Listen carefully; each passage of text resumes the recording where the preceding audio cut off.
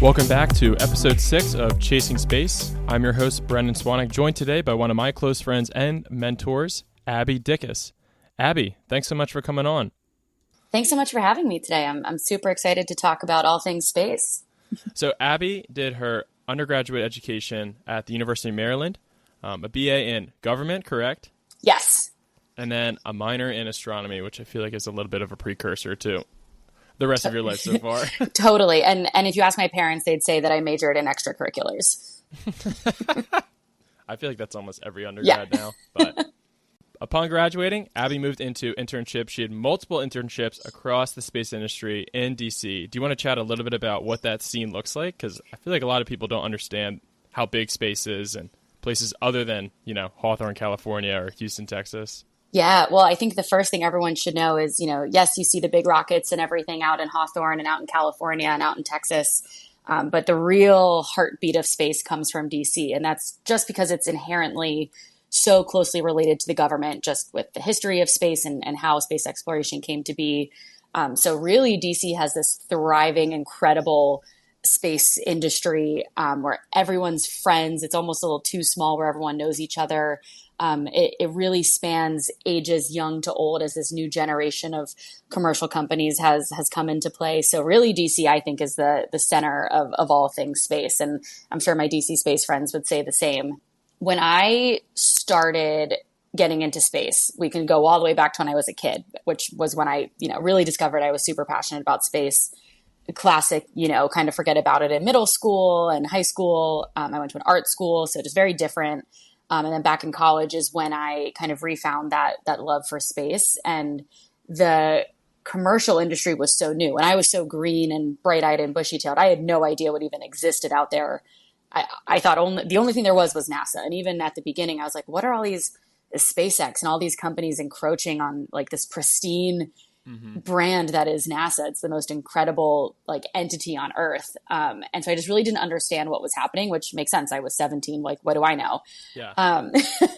And so when I got to college, I had absolutely no idea what I wanted to major in. Ironically, I think I applied to Maryland as a communications major, which is now my career. I took one communications class. I took Comms 100. I hated it. I was just, I don't know, maybe the teacher was really bad. Who's to say? Yeah. And I think I switched my major so many times. I attempted to go through the business school. It was great, but accounting is really not interesting to me.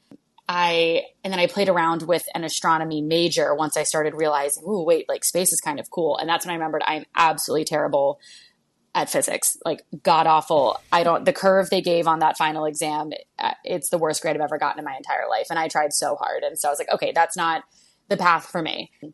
But of course, any standard university, you've got your science gen ed credits, you've got to take, your freshman year. And I said, oh, there's Astronomy 100.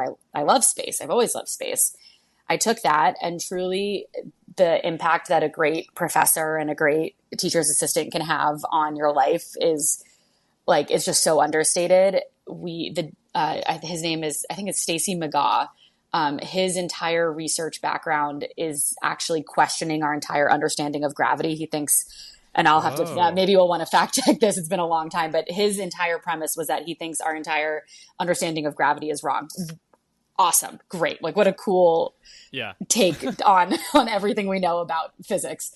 But I remember he opened the class by, teaching Newton's laws, and he literally put a fire extinguisher on the back of a bike and flung himself across the lecture hall. Just an incredible, that's unreal. Yeah. Incredible teacher. And that was the only time, physics only makes sense to me if it's related to space on the basic level. Again, I suck at physics, and I don't say that lightly. I'm terrible at it. But then we had a TA who showed us a video. It was a Neil deGrasse Tyson video on spaghettification and what happens when you fall into a black hole. Your feet fall faster than your head and you split up into, billions and billions of particles until you're a stream, falling into a black hole to your death. Awesome video. And that was the moment where I was like, I think I want to do something in space. And this was freshman year. No idea where that would lead me. And ironically, so there's lots of fun, talk about DC space. Mm-hmm. I was in class council as one of my, my majors, if you will, in extracurriculars, talking to an advisor who was probably, 24, 25 at the time. And I said, oh, I kind of want to get into space, but I don't really know where to start. And she said, oh, I've got a friend who works at NASA headquarters. Why don't I connect her with you? I said, okay, awesome. I emailed her. She said, we don't have any internships right now in our office, but she signed me up for the George Washington Space Society listserv, which has grown to be one of the central hubs for finding internships in DC. And I want to give all the George Washington Space Policy Institute students a shout out. I never went to school there, but I got, I think, every single internship from that email distribution list. So shout out to them for creating just an incredible platform for understanding like what opportunities are out there. And so through that, I found an internship at the National Air and Space Museum here in DC, which was incredible. It was with their education team. I got to operate their telescope that they have on, I think it's on Independence Ave. It's a big solar telescope. Oh, no and they also have an H alpha telescope, and they're just on the street. And the public just gets to come up and literally look at the sun. And that was my first intro to, oh my God, the public really doesn't understand space at all. There's a big problem with this. There would be a huge cloud and people would yell and say, well, why can't I see the sun? I'm like, well look, there's a cloud. This isn't magic. But it was so much fun. We got working in the basement of a museum. Like my desk was next to Frank Borman's spacesuit, just tucked in the corner. We got to build a discovery station for the museum, update the content, and it was just a blast. And it just was an incredible opportunity just to start to dabble in space. And then through a very, very lucky turn of events, also through the same listserv, there was an internship in NASA's Legislative Affairs Office, the Office of Intergovernmental and Legislative Affairs, I think is the formal title. And I showed up not knowing a thing. My very first day, they kind of had no work for me. And I just kind of like cleaned my desk and read one 3-page brief like 30 times until I could pass a couple of hours. And luckily it turned into probably the single most transformative experience that I had. The team there is amazing. And a lot of them are still there today. I was supposed to be there for 3 months. I stayed for 11, and then they finally kicked me out. They're like, you have to go get new experiences. I was like, but I love it here. Went to the Hill, worked for the Science Committee, Space Subcommittee office. At that time, it was the Republican side. And then I was actually supposed to spend the next semester interning on the Democratic side, which I was kind of like a big, stick it to DC and, let's show that space really is bipartisan and it shouldn't be partisan at all. And then from there, I went on to Aerospace Industries Association. They're a policy shop supporting industry. And my last and final internship is actually, I should say this one's by far the most transformational. And that's where I stumbled upon Nanoracks, having no idea what they do. Their website looked like it was built before the internet even existed. I didn't understand what they did in space whatsoever, but it was paid. It was $16 an hour for, I think it was like 20 hours a week. And I said, sure, why not? It's in space and it's paid. All these other internships were not paid. So it was, summers working at restaurants and all that good stuff. And Nanoracks was the best accident I ever stumbled into. And that's what kind of launched my entire career in space. So they were founded back in 2009. And I'd imagine when you joined, it was still maybe only a couple dozen people, if that. Yeah, if that. I joined in May 2014 and I was full-time by July. We worked in an apartment above a sushi restaurant in Woodley Park here in DC. There was like one main office that the founder and CEO, Jeff Mamber, shared with our head of business development. We had like a little conference room table, and then what started as 3 of us and then ends up growing to like 6 of us in, call it the living room. The bathroom was right next to our desks. Like it was gross. It was, it was the ultimate startup space here in DC. And very luckily we quickly grew out of it, but it was quite an intro to the real world. I guess it really is a stumble upon. Really cool because they're kind of one of the first real hardcore full bore commercial space companies. Yeah. And I did not understand that whatsoever at all the day that I showed up. They had a big picture of the Planet Lab doves being deployed from the ISS in the conference room. And I remember doing my interview. My interview was also like 15 minutes. It was truly like the 15 minutes that changes your whole life. Yeah. And I looked at it and I was like, I'm going to curse here. I have no idea what the hell I'm looking at. Yeah. I didn't understand it whatsoever. I never even heard of a CubeSat. All of this was brand new. This was in 2014. The concept of a small satellite was brand new. The concept of a company deploying them was brand new. This is long before the era of rideshare and expendable launch vehicles, like way before any of that. And luckily, I sat, because we were in such a small space, my desk was face to face with Connor Brown, who's one of my dearest friends still today. And he would be on the phone for 8 hours a day at the time, mostly with Planet Labs, because they were our biggest customer. And they were really at the forefront of trusting industry to get their satellites and iterating quickly. And I mean, they really changed the game. And I just overheard his phone calls for 8 hours a day. And eventually I finally understood what the company did, which is a good thing because I started as a marketing and communications intern and I had no idea what we were doing. Yeah. Well, I think that's the key takeaway is like you have this insane company, but no one really knows what they do because they don't really tell anyone what they do effectively at the time. Yes. And it's still a problem we face today, which I'm sure we'll get into, but it's communicating what we do in space is so challenging because it's so specialized. It's very technical. It's very expensive. It's not something that the average person interacts with on the day to day, even though everything we use in our day to day is enabled by space, our cell phones, this podcast interview, everything. Yep.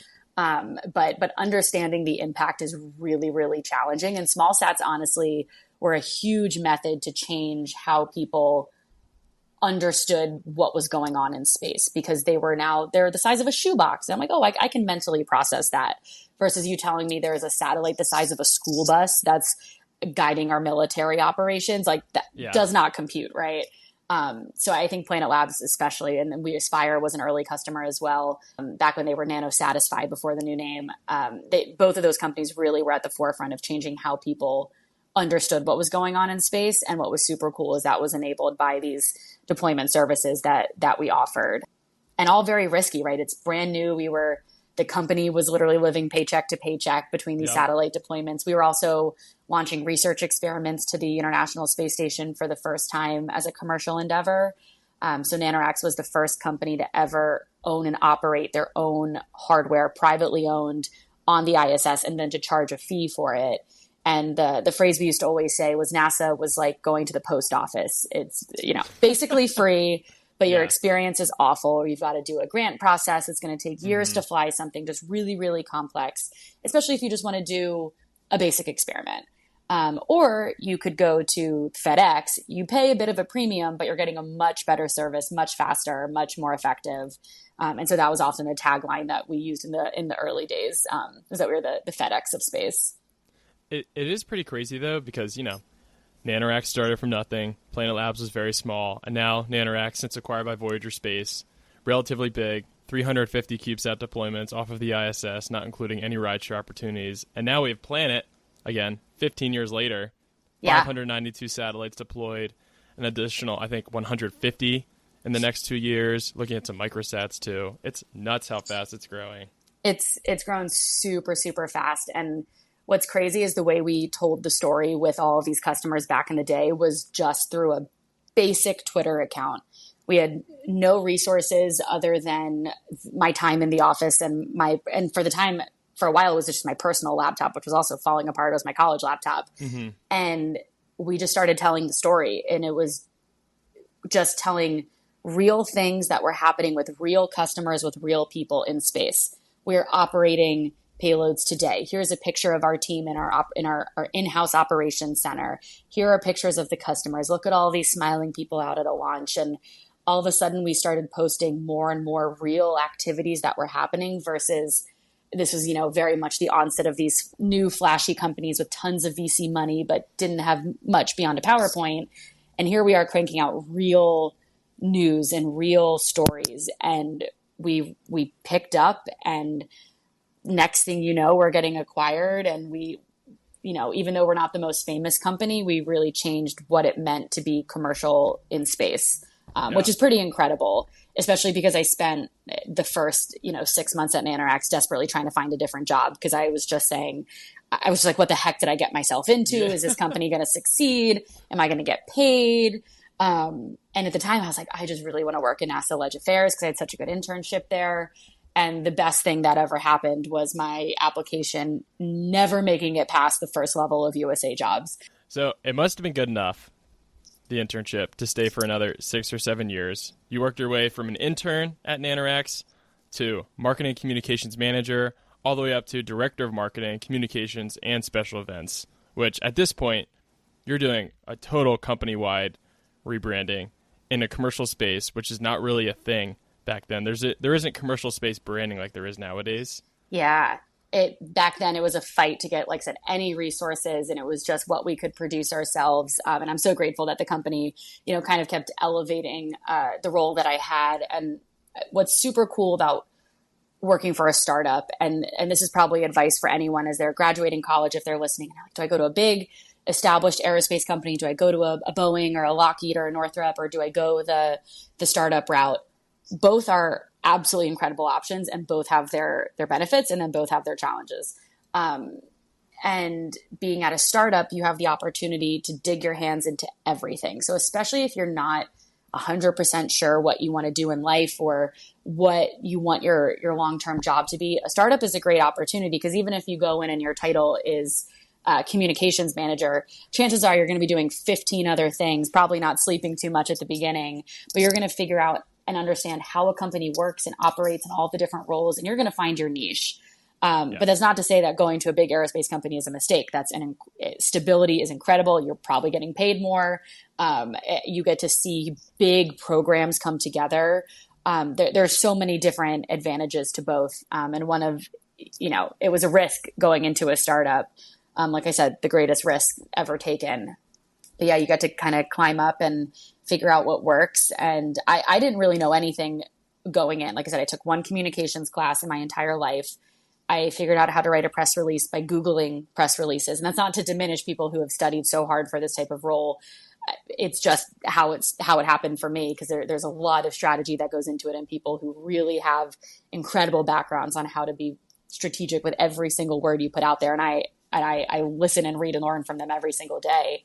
But I just kind of figured it out as I went. And I had a unique opportunity where Jeff Mamber, the CEO, who's now, I would say, one of my closest mentors and colleagues in the industry, I didn't even see him in person for like the first 6 months I was there. It was summer. He was traveling. I remember I got an email that said, "Oh, cool, you're coming on first time or full time. Great." It's like, who is this guy? Yeah. I never once thought to Google his history, which is one of the most incredible people to have ever worked in the commercial space industry before commercial space even existed. So I really didn't know what I was getting myself into. But we were working on an educational program, which is called Dream Up, and we still have it today.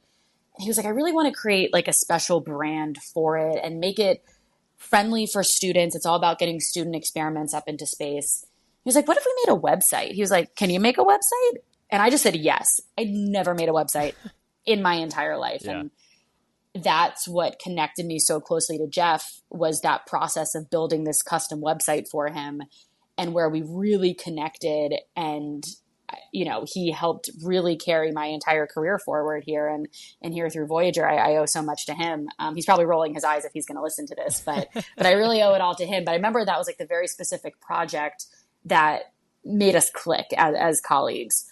And that's not always something you're going to get at a big aerospace company, just because there's a lot more layers of people and managers and procedures that, kind of step in the way there. So following Nanoracks, you had a stint with Maxar doing government marketing and communications. Maxar is a little bit of a bigger company. Did your role change at all, or were you still geared towards communicating the space story just under a different light? Yeah, definitely. It was 100% focused on telling the space story. And my time at Maxar was actually driven, it was at the time when Voyager was coming in to acquire Nanoracks. And, it's been 7.5, however many years at the same company, kind of doing the same role. I was a one-person team. And, sometimes it's just time for a change. There was no hard feelings. It was the middle of the pandemic, right? Everyone is changing everything about their lives. And I was like, I think it's time for a change. And I was like, I think I want to go to a bigger company so I can go out and learn what are the systems and processes in place for a marketing and communications team, whereas I'm just over here every day scrambling to figure it out as I go. Like, let me go out and learn how these teams are structured so that one day I can go out and build it myself. And so I ended up going to Maxar. I remember I got the call. It was while we were in our final like negotiations with Voyager, and it was the day that the whole team came down to our DC office, like right when things were starting to lift. Yeah. And we did the whole presentation, and we're walking to dinner. And I remember I got the call from my then would-be boss at Maxar, and I knew it was the job, and I had to like awkwardly decline it and go out to dinner. And, you know, it's all in fun, because obviously I came back for very good reasons. Yeah. But I felt, and I think it's important to share, like, for people listening, you know, acquisitions happen all the time. It can be for the better. It can be for the worse. Obviously, I think this is for the better with Nanoracks. It's let the company grow and expand in so many ways. But I found at the time that my role at Nanoracks wouldn't change from this acquisition. And so my getting antsy, I didn't think would get, like, I didn't think it would be handled with this acquisition. And I was like, well, I got to get out of this. I felt stagnant. And so that was the reason why I left.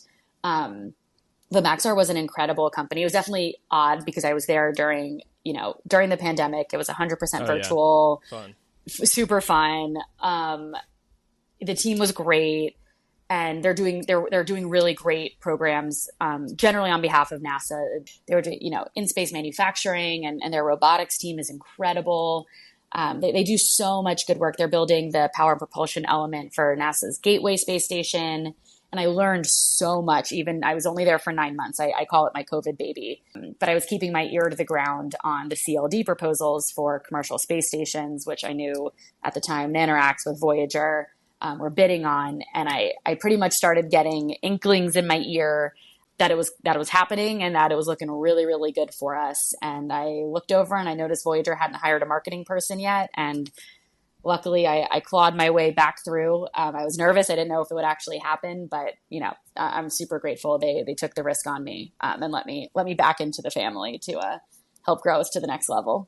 Yeah, and came back to Voyager, started as vice president of marketing, moved to executive vice president of marketing, and now currently sitting as the chief marketing officer. And I think for those that aren't too familiar with Voyager, it began as acquiring several different space companies. I'll just list the 6 that I'm aware of is Zinn Technologies, Space Micro, Valley Tech Systems, Nanoracks, the launch company, Pioneer, and Altia Space Machines, and is now 3 segments, exploration, defense, and technology, one big happy family, and you're in charge of all the marketing from what was 6 or 7 different companies, now one massive space company, also building a space station. Yeah. Sounds really easy. It sounds super easy, right? Yeah. No, what a whirlwind. The company that Voyager is today is very, very different than it was when they started. Voyager also started right before the pandemic, and they were like, all right, let's go, let's acquire, let's do this incredible work in the industry. COVID hits, and somehow, right, they persevered. And now I think, I would say we're one of the leading space companies, commercial space companies in the world, and it's incredible. But they very much started in that holding company model where they wanted to acquire companies that really fed the supply chain across the entire industry broadly. So space services, satellite subsystems, chemical engineering, all of these different elements, so that really we were a very diversified portfolio.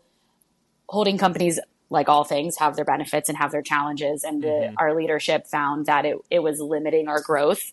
And so about a year and a half ago, I want to say, we kind of started the entire team and the process of the One Voyager brand, as we're calling it, where we are dropping that holding company model and very much moving into a much more efficient operating company that lets us scale, go after bigger programs, go after prime projects, and really just, change the landscape, in the space industry. And mergers and acquisitions are not a fun process for anyone. It's not fun for the accountants. It's not fun for the M&A team, right? Marketing is hard. Leadership, it's hard. It's what changes and grows and makes everything better for many, many companies. The process is grueling, though, for everyone. I don't think our M&A team sleeps ever. But the switch, managing 8 brands as a market, Voyager Corporate marketing, here I am. And then we've also got 7 brands plus the Voyager brand, so 8. Really daunting. It's confusing. The messaging is confusing. And if we, Voyager, really wanted to be that forward-facing brand, it wasn't going to happen if we're diminishing it every single time with all these different companies. I think the business case, it leans much more into it than the brand. The brand is just part of the process. But yeah, so we kicked off that process. And like I said, it's not fun for anyone. You're dealing with people who they're passionate about the companies that they grew with and they started. It's a new identity. It's literally like getting a new identity. You're getting a new ID, eventually new emails. Like you're changing everything. So it's hard. It's hard on everyone, but it's fun, just hard. From my perspective, when you joined Nanoracks, let's say around 2014, so 5 years after they became a company, 5 years after they became, one of the leading commercial space companies, how did the story change for the public from Nanoracks as a very first, something a little bit ambiguous for the public, what even is commercial space, to now Voyager, where there's hundreds of different commercial space companies, primarily taking all the different engineering feats, all the technical challenges? What does the branding change look like? Because in my head, the story seems to change, maybe not fundamentally, but when you're trying to sell the brand. Yeah, the brand has to be so much more broadly understood by a much wider audience. And I think the difference is shifting from Nanoracks at the beginning days being very technical and engineering focused, and this is the work we do, and deployers, we would get into the details of deployers, and for the average person, it's a metal box with a spring, right? But we would get into the details. And at the time that really mattered because it was so new. Now people talk about CubeSats, it's easy peasy. Everyone in the industry gets it. But the shift, I think, really comes when you're looking at investment. Investors, generally speaking, don't understand space. It's really, really long lead for return on investment. So that itself is really challenging. But in terms of the technical side of space, there's definitely now a crop of investors who get it, just as the industry has grown so much. But especially, 5, 6, 7 years ago, that they didn't get it. And so we had to figure out how to tell the story of space in a way that your average person, whether on the internet or an investor, could understand what you're doing, and more importantly, what the impact is, because the impact is where the investment comes into play. So I think the story really shifted, as Voyager was coming in and Jeff made the decision to sell the company. And we had been courted by countless different companies and firms who were interested in acquiring us. And we were looking at all these different series of investment rounds and what was the move? Do we sell? Do we invest? Every option was on the table. I think when I left, I counted how many fundraising decks I had made for the company. And I asked Jeff, I was like, how many do you think we've made over the last few years? He's like, I don't know, like 25. And I was like, 387. Like, it's a lot. It's really grueling work. Every single edit for every different investor. So I think the story changes as you grow. You're no longer an engineering company. Now you're selling a dream. And I think that's where the story changes and evolves when it comes to the brand. There's another thing that you're working on, which is under the Voyager umbrella, but also becoming something a little bit more adjacent, and that's the Starlab, the Starlab Commercial Space Station, which is part of CLD, the Commercial LEO Destination Program. What is it like to market a space station? Because that is relatively new. That's not something that was going on in 2014, maybe 2016 when Axiom was founded. But again, no one really knew about it until maybe 2020, 2021. I think there's only 3 or 4 commercial stations that are widely advertised, but Starlab's a little bit unique because it's a joint venture. And so I can imagine the marketing for that is a little bit unique as well. Yeah. It's where if I could spend 100% of my time on Starlab, I would. And I think our whole team knows that. But what an exciting time for space. Space stations are having the revolution that launch had 10, 15 years ago, where it's like, okay, retire the shuttle, let's have commercial industry come in and take it over. And NASA buys services. They don't own the vehicles anymore. So in come the era of SpaceX. There's no need to explain the impact that SpaceX has obviously had on our industry and on the world. I think we all get that one. So now, but where do they go? Okay, a lot of the rockets go up and they deploy small satellites. Great, wonderful. But what's next? What's the next big thing? So we look at destinations. the ISS is arguably the greatest engineering feat of humankind. It's the greatest geopolitical organization of all time, compared to the UN. It's incredible. It's all these nations coming together, living and working together in space. It's built by all of these different nations. It's how sometimes I think it's the only thing that keeps us at peace with Russia, right? Like we have Russian astronauts and American astronauts living and working together in space. Mm-hmm. It's joint safety up there. So it's incredible. However, it is very, very, very old. It's been in orbit for about 23 years. Yep. And in space, that means the tech is, 10, 15 years earlier than that because it took so long to build it. It's getting up there. It's, for people who aren't familiar, it's filled with Ethernet cables and all kinds of old stuff up there. The belly of a machine. Truly, truly. So it's just getting really old. The astronauts, their number one priority should be research, discovery, and making the most use out of understanding how the human body and microgravity works. Like that should be top priority. Unfortunately, with an aging space station, you also have to fix it. Completely understandable. But the amount of time they're spending fixing the station for things that are broken or leaks or this and that, it's increasing significantly. And that's to no one's fault. The space station is utterly incredible. It's a football field floating in space. It's insane. A $250 billion space laboratory. Yeah. Exactly. And, it's every time the astronauts have to get into their EVA suits and go out the airlock and fix the station from the outside. Not only is it really, really, really expensive, it's really, really, really dangerous too, right? Like we all admire the heck out of spacewalks, but they're really dangerous. You are floating in space. Nuts, right? So all to say is NASA, through a lot of lobbying efforts and industry efforts, really came to that conclusion where it's like, okay, it's about that time. And this was years of work from Nanoracks, from others in the industry who were effectively lobbying for, I'm generalizing here, but to end the space station. It was time. If we didn't do that, we would, chances are we just let it sit up there and age and age and age. And we're going to fall eons behind when it comes to discovery in space, especially as we see the Chinese launching their space station, and it's a brand new one. So what's that right timeline for when you do retire this incredible program? And what is a trusted way to replace it and ensure that all of that incredible research and the continued human presence in space stays? So in come the CLD program. That's the program where I heard Nanoracks and then through Voyager was sounding pretty good. And that's why I came back to Voyager. It was our dream at Nanoracks, to one day own and operate our own space station. I was like, holy crap, it's happening. Like we're doing it. And I still have to remind myself, like, this is an incredible program that we're working on. Day in and day out might get a little stressful, but holy crap, we're building a replacement for the International Space Station.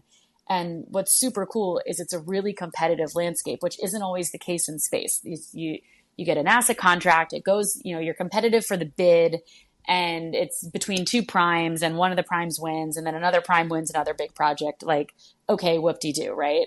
We are in the thick of super, super cool competition. You've got Starlab, which is our space station. You've got Axiom out there. You've got VAST out there. You have Orbital Reef out there. And we are all neck and neck with very different concepts trying to build the replacement for the ISS. And if all goes well, there's more than one.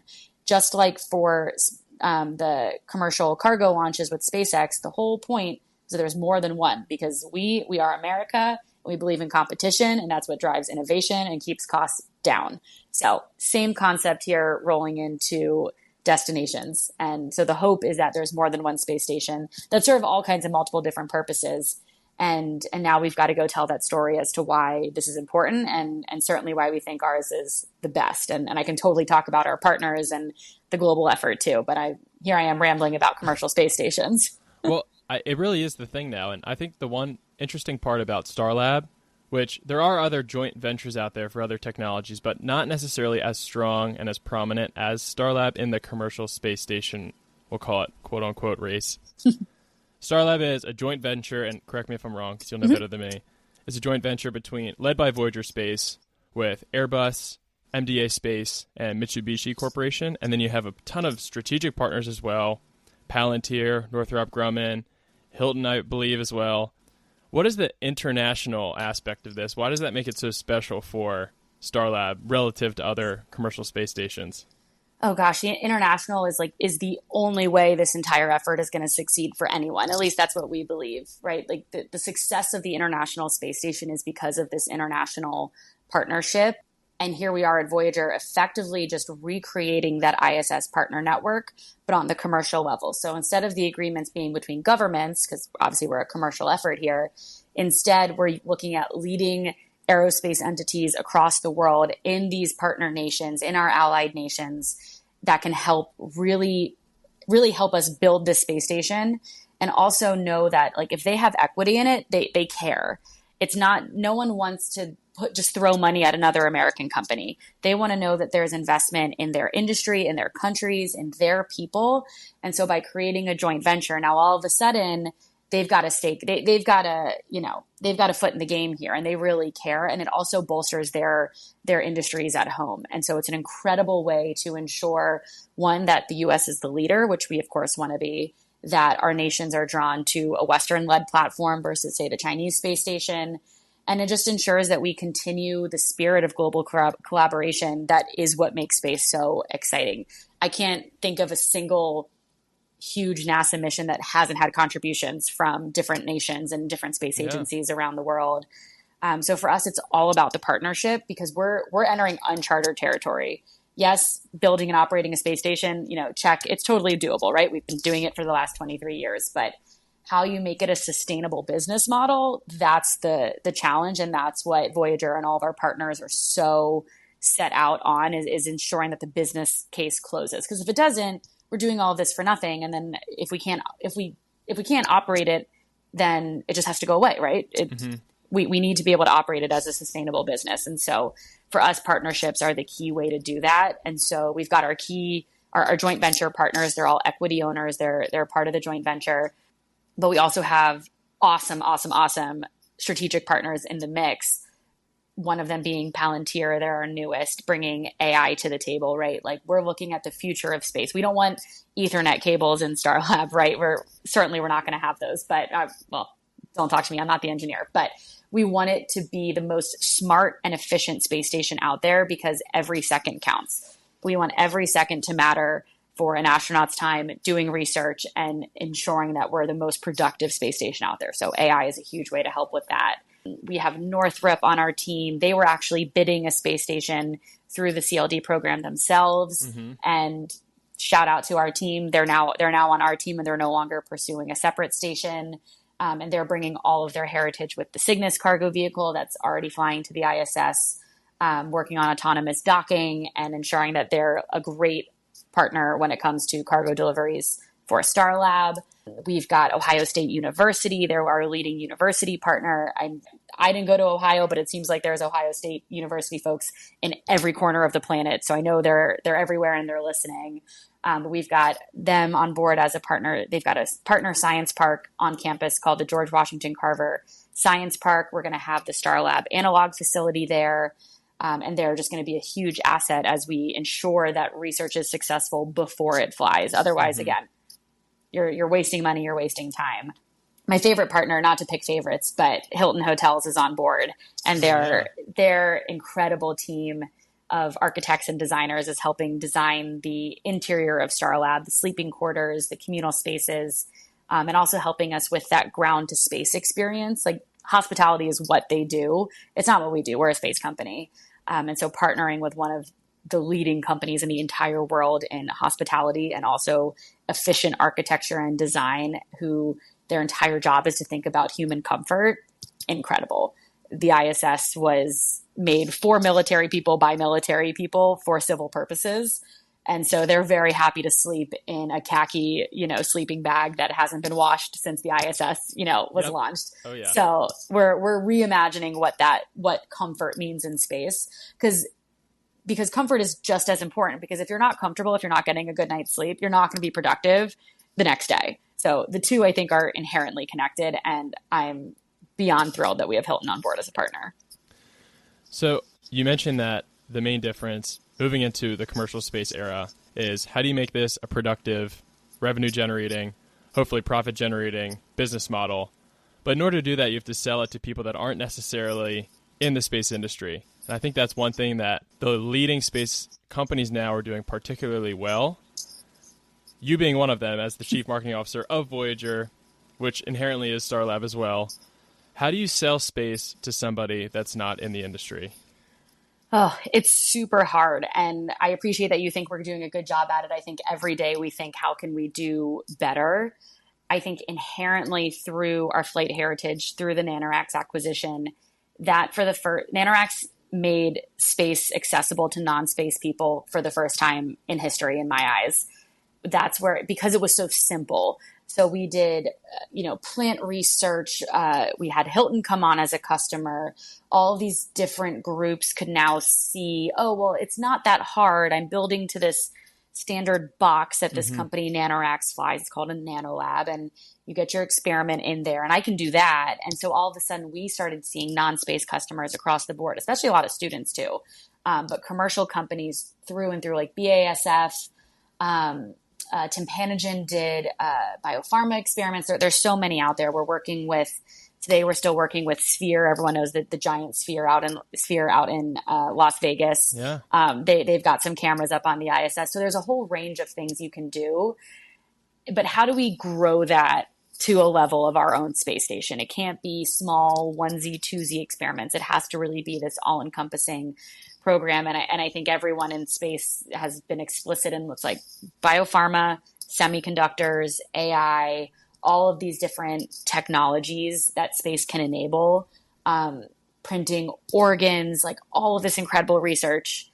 But how do we scale that? And so it's something we are working day in and day out within Starlab to make sure we're communicating to those industries, reaching out to those industries, knowing what conferences they go to, like where do we go out and meet these people? And it's hard because we're expanding out. We're getting out of our comfort zone because we know space, right? But space isn't necessarily the customer future. Space is the hardware future. So how do we go out and find these big organizations that want to use space to transform life on Earth? And having Mitsubishi as a partner is going to be huge because they're so focused on, Mitsubishi Corporation is one of the largest corporations in the world. They've got countless companies that are in industrials. And so using them to access those companies and make sure they know that space research is an option and it can make their work better and more efficient. That's how we're going to really start penetrating the market. And we work on it day in and day out. We're working on the Starlab brand, which I'm excited to be able to share more of that soon with everyone. And I think it will really help non-space people understand what we're doing, because that's the whole goal, is to make sure they understand there's an opportunity for you in space. You just need to know how to use it. And we haven't done a very good job historically of telling people that. So that's the aim for sure with the upgraded and updated Starlab brand. So I think, Abby, you are a perfect example of someone that wasn't an aerospace engineer working on a CubeSat satellite, working on a Formula One car, doing some hands-on engineering, that also is a leader in the space industry, a C-suite leader in the space industry in a leading company. To those that aren't engineering majors, or those that aren't astronautical, astronomy, all those different space-adjacent majors in undergrad and want to get involved, what is your one piece of advice for them? Just decide figure out what you're good at. Are you good at accounting? Are you good at marketing? Are you good at graphic design? Do you want to get into HR? Any field that you're interested in now exists in the space industry. It didn't necessarily exist 10, 15 years ago. Obviously the big companies have always had HR and all and design and all of these things, but there is now a thriving startup and established commercial company ecosystem where there is a job for everyone. And it's okay if you're not an engineer or a physics major or someone who, now space is just like any old business.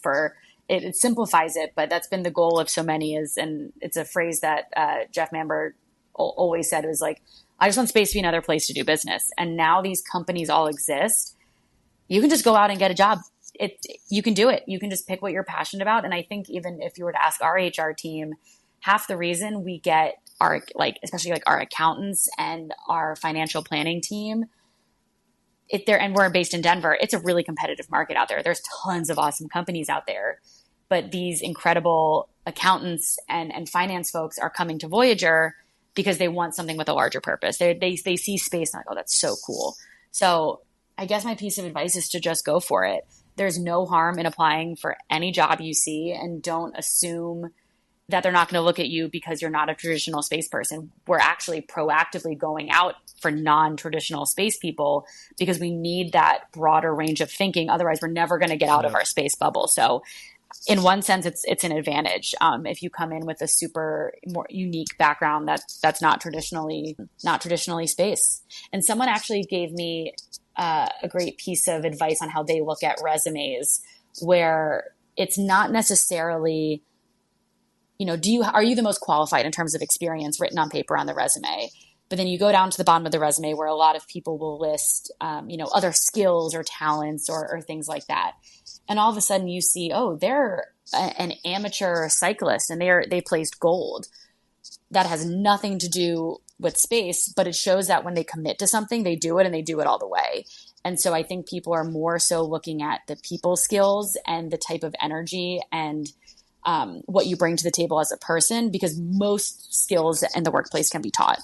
So who are you inherently as a person? And I loved that was a great piece of advice of how they look at resumes. It really resonated with me just because they've never launched a rocket. Okay. That's a really hard role in space. There's some specialty that goes into it, but they're fully committed in what they do and everything that they do. And that says a lot and goes a really, really long way. It's interesting because now space is like any other big industry. It's $570 billion. And we need everybody. Yeah, it's crazy. Probably $1 trillion by 2030. Right. And I love that you said you're looking for people that aren't necessarily have experience with rockets, but someone that has commitment and someone that wants a drive for a bigger purpose. And that's the whole reason of this podcast, to just show people that there are people like you out there. Oh yeah, we're out there. We love space, but we suck at physics, and there's a place for you. Give me a call. Well, Abby, thank you so much for coming on. For everyone that wants to find a little bit more about Abby, you can find her on LinkedIn. I'll link her information in the show notes. You can also find the link for Voyager Space and Starlab Space in the show notes as well. Abby, thanks so much. Thanks so much for having me. This was great. And for everyone listening, if you did enjoy this episode or the show in general, I'd love if you can leave a 5-star rating and review. You can find us on Spotify, Apple Podcasts, or whatever your favorite podcast player is. We'll chat soon, Abby. Thanks so much.